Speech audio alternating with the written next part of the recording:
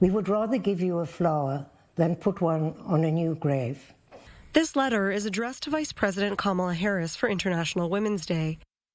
The 24 Palestinian and Israeli women sending it have one thing in common.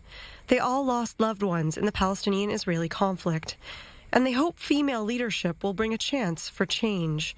Robbie's son David was killed in 2004 by a sniper at a military checkpoint in the West Bank.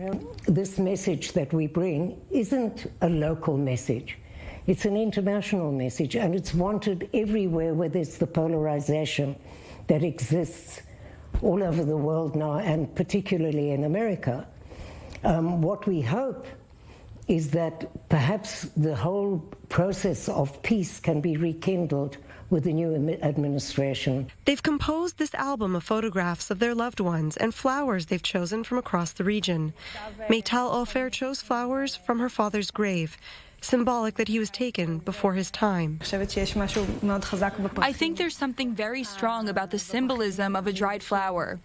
It's like a life that was stopped short, frozen in place. When you put flowers on a grave, there's something alive about them. Their shape and colors remain, even though they are no longer alive. Salma's two sons were killed in a terror attack more than 20 years ago. These flowers she chose for the album grow around her village and are called candle flowers, as they glow with this bright yellow, even in the darkness.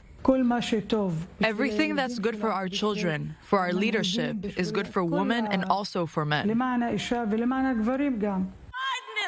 ballot in 2020. For these women, the first female vice president represents a shifting of the tide to perhaps a more female-oriented approach to leadership and conflict. And the message they want to convey on International Women's Day this year is one of hope. Our lives and yours are inextricably intertwined. We share a joint wish for a peaceful future for our children and grandchildren and for ourselves. Emily Rose, I-24 News.